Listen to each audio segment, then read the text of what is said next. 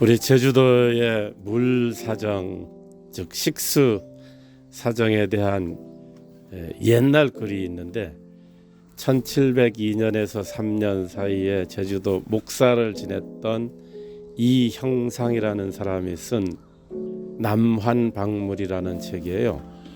거기에 보면은 제주도의 그 식수 사정에 대해서 이런 이야기를 써놨습니다. 제주도에는 물 사정이 좋지 않다고 하면서 가까우면은 10리, 멀면은 4-50리까지 가서 이제 물을 길어와야 된다.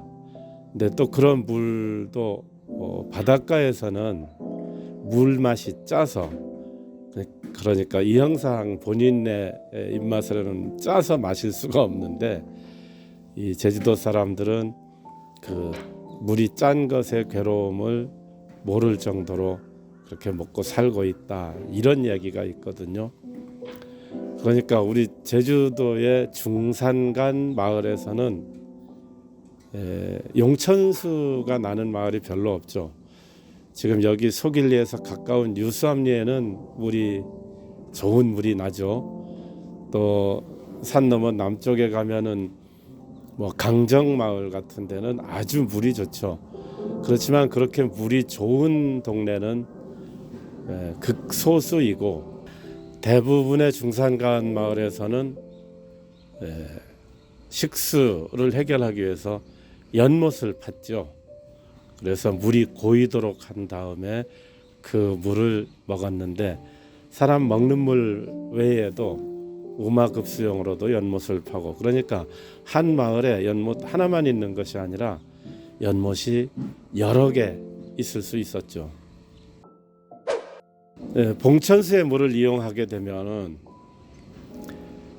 여름철이 되면은 그 연못에 개구리밥 같은 식물도 떠 있고, 그럼 그 개구리밥이 번식하기 위해서 작은 포자들이 생기게 되는데, 그것들이 물에 가득히 이제 포함되어 있고, 거기다가 이제 모기 유충, 장구벌레라든지 아니면 물벼룩과 같은 작은 그 물에 사는 곤충들이 거기 허벅 속에 같이 들어오게 돼요.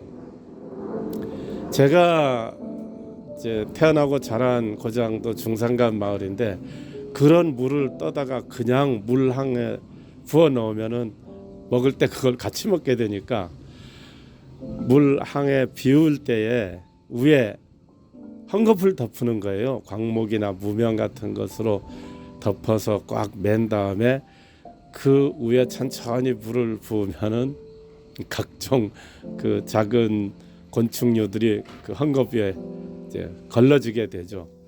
그렇게 해서 이제 식수로 이용을 했는데, 그러다가도 마을에 이제 물통 여러 개가 있지만 그게 가뭄이 되면은 다 말라버리니까, 그렇게 물이 마르면은 저희 마을 경우는 마차에 드럼통을 몇 개 싣고 바닷가 마을로 갔습니다. 그래서 바닷가 마을에서 이제 용천수 나는 것을 거기다 싣고 마을로 돌아와서 또 며칠 동안 그렇게 쓰기도 했죠. 이렇게 우리 제주도의 중산간 마을은 물을 구하는 것, 특히 식수를 구하는 것이 거의 전쟁 수준이었다고 할 수 있을 정도죠. 그래서 중산간 마을에서는 이제 집에 큰 일, 예를 들면 뭐 경사, 조사 이런 것이 생기면은 이웃 부녀자들끼리 물을 길어다 주는 것이 큰 미덕이었습니다. 그것을 물부조라고 불렀거든요. 자, 그렇게 어렵게 이제 식수를 마련하는 생활을 해왔는데, 우리 제주도에서 상수도라고 하는 개념이 처음 생긴 것은 1920년대인데요. 1926년에 정방간이수도가 가설됐고, 1927년에는 서호동에 수도가 가설됐어요. 1931년에는 상효동에 이제 상수도가 설치됐고요. 1938년에는 추자도, 상추자도에 저수지를 만들었어요. 그건 일본 사람들이 자기네 일본인 가정을 위해서 만든 거죠. 그렇게 그런 이제 상수도 시설들이 일제 강점기 때에 이제 만들어지기 시작했고, 광복 후에는 제주 시내를 중심으로 하는 상수도가 1957년에 이제 시작됐습니다. 그 이제 수원지는 산지천의 맨 아래쪽 동쪽에 있는 금산 수원지를 이용했는데, 수도 보급의 필요성은 늘 느끼고 있었기 때문에 1959년부터는 간이 수도를 만들어 보겠다는 계획을 세우게 되죠.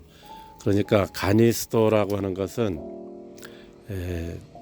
그 지하수를 이용해서 좀 소규모로 마을에 수도를 공급하는 것을 말합니다. 그러다가 1961년이 되면은 심정굴착을 시도하게 되죠. 땅을 깊이 파면은 거기서 물이 솟아오르니까 그것을 뽑아 올려서 수도 공급을 하겠다는 취지였죠. 이렇게 해서 1961년에 어느 정도 그 간이 수도 정도로 해서 상수도 공급이 시작되기는 했지만은 그 혜택을 받는 인구는 굉장히 적었어요. 당시 인구가 제주도 인구 약 29만이라고 할 수 있는데, 상수도 혜택을 받는 인구는 8만 9천, 그러면은 3분의 1이 안 되는 수준이죠. 약 30% 되나요? 이제 그런 정도 수준밖에 안 됐다는 것을 보면은 그 1960년대 초반까지는 아직 그 상수도의 혜택이 일반화되지 못했다, 이렇게 볼 수 있죠. 1962년이 되면은 간이 상수도 보급을 위한 4개년 계획을 수립해서 좀 대대적으로 수원 개발을 시작하게 됩니다. 그러니까 지금 여기 소길리라든지 이웃마을 장전리라든지 이런 곳에 수도 설치된 것도 바로 그 시기 1960년대 중반 이 일이 되죠. 여기는 유수암리에 굉장히 그 좋은 물이 있으니까 그 물을 끌어다가 이 통에다 담아놓고 여기서 이 통에 수도꼭지를 연결해서 물을 받는 그런 형태였죠. 당시에 간이 수도는 이제 두 가지 형태로 만들었습니다. 하나는 여기에 보이는 것처럼 이제 동그란 모양, 이것을 A급이라고 불렀고, 또 다른 데 가면은 사각형도 있어요. 그것을 B급이라고 불렀습니다. 그래서 요 A급인 경우에는 이렇게 돌아가면서 수도꼭지를 10개 정도를 설치했어요. 그런데 수도꼭지 밑에 보면은 이렇게 다시 시멘트로 뺑 돌아가면서 단을 만들었어요. 요 수도꼭지하고 이 단하고의 높이 관계를 생각해 보면은 딱 물허벅에 맞는 높이입니다. 그러니까 당시에도 물허벅을 쓰고 있었다는 거죠. 여기서 물허벅으로 물을 지어다가 자기네 집까지 가져가야 되니까. 그리고 여기 높이를 보면은 이것이 그러니까 당시로서는 현대적인 물팡이 되는 거겠죠.